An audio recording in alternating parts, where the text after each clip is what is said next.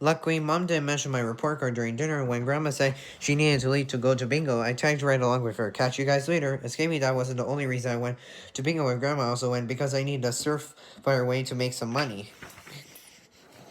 I figure spending a few hours with Grandma and her bingo friends was a pretty fair price for a pay of weeks' worth of snacks from a vending machine in a school cafeteria. Grandma and her friends are experts at bingo and they're serious about it too. They have all sorts of gear like lucky blotters and bingo trolls and stuff like that to help him win.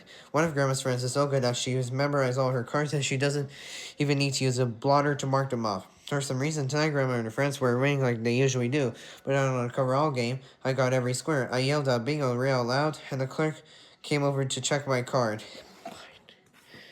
It turns out I messed up and covered a couple of squares that I shouldn't have. The clerk announced that my win was no good, and everyone else in the room was pretty happy that they could keep playing. Grandma told me not to pay so much attention to myself if I called out bingo again, because the regulars don't like when a newcomer wins. I thought Grandma was pulling my leg, but sure enough, the regulars are so one of their lanes to intimate me. And I have to admit, she did her job really well. Friday. Well, today wasn't exactly my best day ever. For starters, I flunked my science test, so it probably would have been a good idea to have studied last night instead of spending 4 hours at bingo.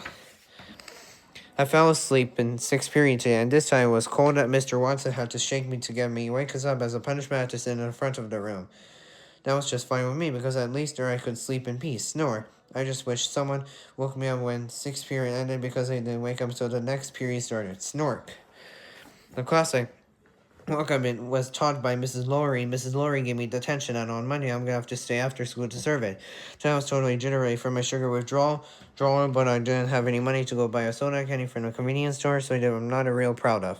I went to Rolly's and dug up the time capsule we buried in his front yard, but I only did because I was desperate. I took the time capsule back to my house, opened it up, and got up my $3.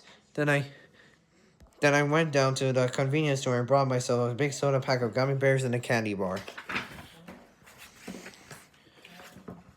The end.